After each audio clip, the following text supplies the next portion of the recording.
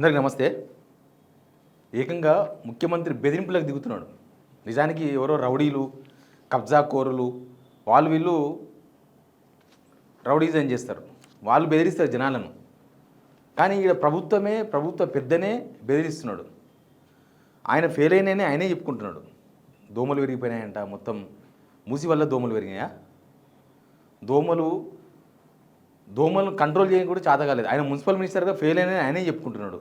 Night economy అంటున్నాడు, ఏమంటే సబర్మతి అంటున్నాడు. అన్ని ఫెయిల్యూర్ ప్రాజెక్ట్స్ మొత్తం ఇవన్నీ కూడా ఫెయిల్ అయిపోయినాయి. సబర్మతి కానీ, గంగా, యమున ఇవన్నీ రివర్ ఫ్రంట్స్ మొత్తం ఫెయిల్ అయిపోయినాయి. మొత్తం నిర్మానుష్యంగా మారిపోయినాయి. అవి ఏం లాభం లేకుండా పోయింది. చేసిర్రు, ఇంత ఖర్చు కూడా పెట్టలేదు. సబర్మతి అంతా 1000 కోట్లు పెట్టి చేసిర్రు. అసలు మూసీ విషయంలో ఇప్పటిదాకా డిపిఆర్ ఎందుకు బయట పెట్టలేదో తెలియదు. డిపిఆర్ లేకుండానే గాంధీ స్టాచ్యూకి 70 కోట్లు అయితే అని ఎందుకు చెప్తుండో తెలియదు. కొన్ని లాజిక్ పాయింట్స్ ఉన్నాయి. ఆ లాజిక్ పాయింట్స్ క్వశ్చన్స్, అవి లాజిక్ పాయింట్స్ కాదు, క్వశ్చన్స్.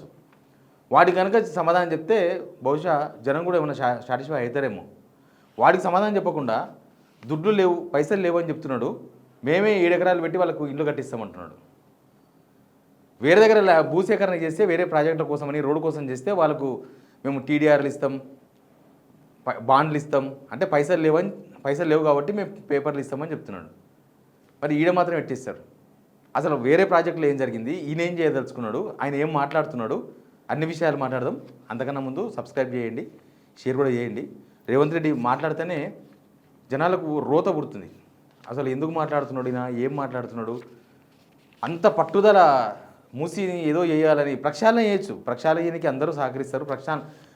మూసీ కంపు పోవాలంటే ప్రక్షాళన చేస్తే సరిపోతుంది. బ్యూటిఫికేషన్ అని చెప్పేసి ఉన్న ఇండ్లు కూలగొట్టి, పర్మిషన్ ఉన్న ఇండ్లు కూలగొట్టి, జీరో వాల్యూ చేస్తా, అమ్మలేరు కొనలేరు, ఏదో బెదిరించేసినాడు. సరే మాట్లాడదాం. ఫస్ట్ ఆయన ఏమన్నాడు వినండి ఒకసారి. సంబంధించిన చర్చ జరిగింది, ఎందుకంటే అక్కడ జర్నలిస్ట్ మిత్రులు ఉన్నారు. నేను కన్వే చేసిన అది 7 ఎకర్స్ ఉంది. ఆ 7 ఎకర్స్లో మూసీ నది ఒడ్డున, ఈసా నది ఒడ్డున ఉంది. అది నదులకు బఫర్ జోన్ 50 మీటర్లు, నాలాకు బఫర్ జోన్ 10 మీటర్లు. ఈసా నది ఒడ్డున ఇది నాలా అని చూపించి 2004-05లో బిల్డరు అనుమతి తీసుకొని వచ్చి అక్కడ అపార్ట్మెంట్స్ కట్టింది.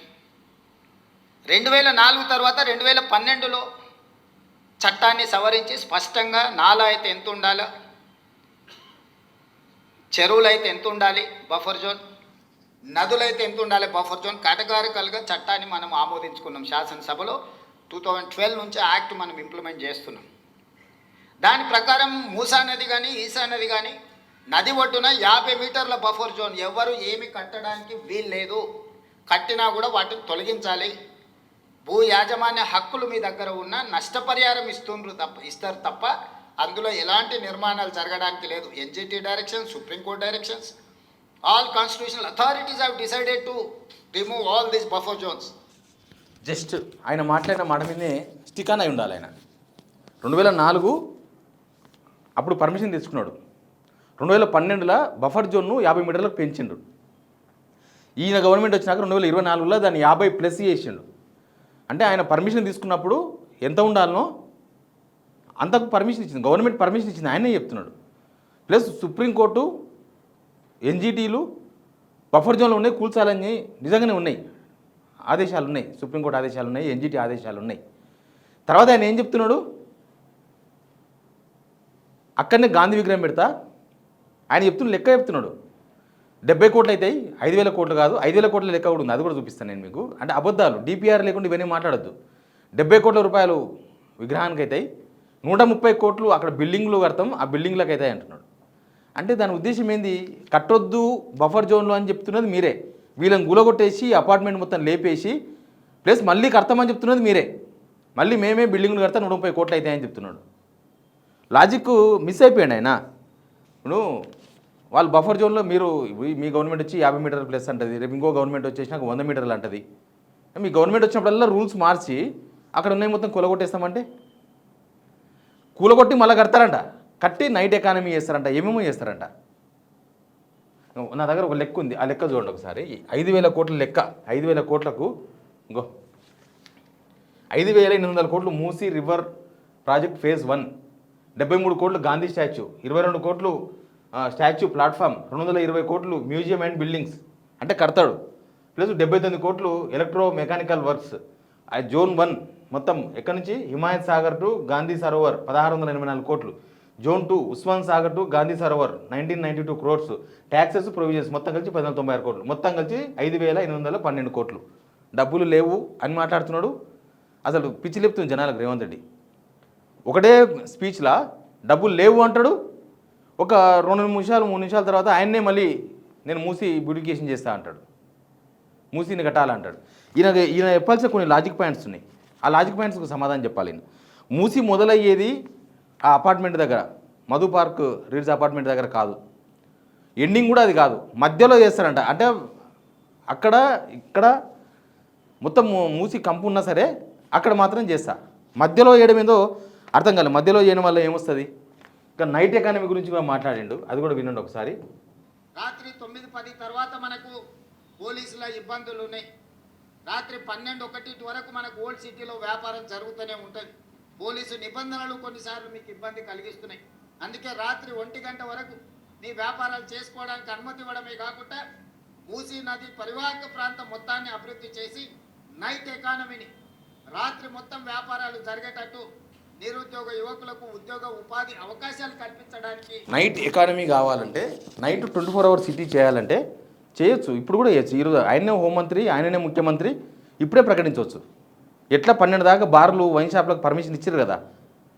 ఇక నైట్ ఎకానమీ 12 నుంచి తెల్లవారుజాము దాకా కూడా వైన్స్ బార్లు ఓపెన్ పెట్టండి. మీ నైట్ ఎకానమీ అదే కదా, మీ దుకాణం. మీరు చెప్పదలుచుకున్నది అదే కదా. ఈయన చెప్పాల్సిన పాయింట్లు నైట్ ఎకానమీ అంటాడు. నైట్ ఎకానమీ అసలు అక్కడ కట్టిరు కదా, సబర్మతి, తర్వాత యమున, గంగా ప్రక్షాళన అవన్నీ చేసిండ్రు కదా, అవే నిరుపయోగమైనవి. అవే ఏం సక్సెస్ఫుల్ కాలేదు. ఇప్పుడు యమున ఢిల్లీలో చేసిర్రు, ఏమైంది? పొల్యూషన్ పోయిందా మొత్తం? ఉత్తరప్రదేశ్లో గంగా ప్రక్షాళన చేసిర్రు, గంగా మొత్తం క్లియర్ అయిపోయిందా? సబర్మతి అక్కడ గుజరాత్లో చేసిండ్రు, ఏమైంది? మొత్తం గుజరాత్ ఎకానమీ అంతా పెరిగిపోయిందా? సబర్మతి దగ్గర కూడా ఆ నదీ గర్భంలో ఉన్న స్లమ్ ఏరియా మొత్తం చిన్న చిన్న ఇండ్లు, ఇంకా ఎట్లుంటాయి ఆ ఏరియా, 50 గజాలు 60 గజాలు చిన్న చిన్నవి మాత్రమే గవర్నమెంట్ దాదాపు 10,000 ఇండ్లు కూలగొట్టి, వాళ్ళకు కూలగొట్టడానికన్నా ముందు 10,000 ఇండ్లు కట్టి ఇచ్చిండ్రు సింగిల్ బెడ్రూమ్లు. అక్కడ ఉన్న వాళ్ళకు, స్లమ్లో ఉన్న వాళ్ళు ఆ చిన్న గుడిసెల నుంచి 60 గజాల జాగా నుంచి 30 గజాల జాగా నుంచి 50 గజాల జాగా నుంచి వాళ్ళు సింగిల్ బెడ్రూమ్లోకి పోయారు. 400 సేఫ్టీ 500 సేఫ్టీతో ఒక అపార్ట్మెంట్లు కట్టి ఇచ్చేసారు. మన దగ్గర ఏముంది ఈయనకి? అసలు మిమ్మల్ని ఎవరు నమ్మాలి? జేబులో పైసలు ఉన్నోడు నేను ఏమైనా చేస్తా అంటే వాడు నమ్ముతాడు. పైసలే లేవనుకుంటా నేను ఇది కడతా అది కడతా అంటే ఎవడు నమ్ముతాడు? కొనుక్కోవడానికి కూడా ఉండదు. 50 మీటర్ల బఫర్ జోన్ అనేది బ్యాన్ చేస్తాం. ఇప్పటికిప్పుడు కూలగొట్టకపోయినా భవిష్యత్తులో అది మీకు జీరో వాల్యూ అవుతుంది. మీ మేలు కోసం మీరు నష్టపరిహారం తీసుకొని మీరు వేరే దగ్గరికి వెళ్ళి కొనుక్కుంటాం అంటే మీ ఇష్టం. లేదు అంటే మీ ఎంత స్థలం ఉందో అంతే స్థలం ఆ పక్కన ప్రభుత్వ స్థలాన్ని కేటాయించి ఈ నిర్మాణానికి అవసరమయ్యే నిధులు కూడా ప్రభుత్వం ముందే మీ బ్యాంకులో డిపాజిట్ చేస్తారు. మీరు ఒక అసోసియేషన్. పొంతరలేని మాటలు. మేము డబ్బులు ఇస్తాం, మీరే పోయి కట్టుకుంటే ఎక్కడన్నా అంటున్నాడు. ఎన్ని డబ్బులు ఇస్తాడు? అక్కడ అపార్ట్మెంట్ ఫ్లాట్ దగ్గర 1.5 ఉంటుంది ఫ్లాటు. ఈయన ఎంత ఇస్తాడు? డబ్బులు ఇస్తా అంటాడు, లేదు మేమే ఫ్రీగా ఇల్లు కట్టిస్తా అంటాడు. రెండు ఎక్కడ టాలీ అయితే లేవు. ప్లస్ జీరో వాల్యూ చేస్తా అంట, దాన్ని కూలగొట్టకుండా జీరో వాల్యూ చేస్తా అంటే మీరు అమ్ముకున్న వేస్ట్, పైసలు రావని బ్లాక్మెయిల్ చేస్తున్నాడు వాళ్ళని, అపార్ట్మెంట్ జనాలని బ్లాక్మెయిల్ చేస్తున్నాడు. ప్రభుత్వమే బ్లాక్మెయిల్ చేస్తే వాళ్ళు ఏడిపోతారు జనాలని. ఓ ముఖ్యమంత్రి బ్లాక్మెయిల్ చేస్తే ఇంకేడిపోవాలి. అసలు ప్రభుత్వానికి ఆ హక్కు ఉందా? దాదాపు 10 ఏళ్ళు 12 ఏళ్ళ నుంచి వాళ్ళ దగ్గర వాళ్ళకి పర్మిషన్లు ఇచ్చి, వాళ్ళతో ట్యాక్సులు తీసుకొని, వాళ్ళతో కరెంటు బిల్లులు తీసుకొని, వాళ్ళతో వాటర్ బిల్లులు తీసుకొని, అన్నీ తీసుకొని మేము బ్లాక్ చేస్తున్నాము, ఇది జీరో చేస్తున్నాం అనే వాల్యూ అంటే అది కోర్టులో నిలుస్తుందా? అసలు ఆ హక్కు ఉందా మీకు? ఆ హక్కు కూడా లేదు కదా. అసలు ఏం చెప్పదలుచుకున్నాడో అర్థం కాలేదు ఈయనకు. అసలు ఆ హక్కే లేనప్పుడు ఎట్లా చేస్తాడు ఈయన? అక్కడెక్కడనో అక్కడ అవి ఇవి ఉదాహరణ చూపించి నేను ఇట్లా చేస్తా అట్లా చేస్తా దీని అంటున్నాడు కదా, సబర్మతి లాగా చేస్తా, దీన్ని మొత్తం సియోల్ లాగా చేస్తాను. ఫస్ట్ ఏం చేయాలంటే వీళ్ళకి టీం ఒకటి సబర్మతి పోవాలి, పోయి ఆడ ఎట్లా సక్సెస్ అయిందో చూసి రావాలి. పోయి అటర్ ఫ్లాప్ ప్రాజెక్టులు ఈయన చెప్పేటి మొత్తం కూడా అటర్ ఫ్లాప్, ఆయన చెప్పేటి మొత్తం అటర్ ఫ్లాపే. అది ఎట్లా దుడ్లు లేవు, పైసలు లేవు, మొత్తం రాష్ట్రం సంకనాకిపోయింది, అసలు ఎవరికి ఈయనకి పైసలు లేవు, మా దగ్గర కోసిన పైసలు లేవు, ఇవన్నీ మాట్లాడుకుంటా ఇవన్నీ చెప్తే ఎవరికి అర్థమవుతుంది, ఎవరు వింటారు? రేవంత్ రెడ్డి డైరెక్ట్గా మూసీతో ఏం చేయదలుచుకున్నాడో జనాలకు అర్థమైంది. మూసీ అనేది ఒక పెద్ద 1,50,00,000 కోట్ల ప్రాజెక్టు. దానిలో ఏదో మిగులుతాయి, 1,00,000 కోట్లు మిగులుతాయి అంటున్నారు. ఇంకా ఆ 1,00,000 కోట్ల కోసమే ఇదంతా చేస్తున్నాడని ఆయన పట్టుదల చూస్తుంటే గట్లే అనిపిస్తున్నది. జనాలందరినీ ఎవరైనా నిరాశనం చేస్తే ఎవడైనా ఊరుకుంటాడా? అసలు ప్రభుత్వమే నిరాశనం చేస్తుందా? ఏం చెప్పదలుచుకున్నాడు రేవంత్ రెడ్డి? దీని మీద మీ కామెంట్ కూడా చెప్పండి. నిజంగా ఈయన కట్టాలనుకున్న దానిలో చిత్తశుద్ధి ఉందా? నైట్ ఎకానమీ రాత్రిపూట పోయి పిల్లలు పని చేసుకోవాలంటే హోటల్లో పని చేసుకోవాలి, ఆ బిల్డింగ్ కడతా అంటున్నాడు. కూలగొట్టి మళ్ళీ ఎట్లా కడతారు? సుప్రీంకోర్టు ఒప్పుకుంటుందా అప్పుడు? అంటే అప్పుడు మళ్ళీ మీరు బఫర్ తగ్గించుకుంటారా?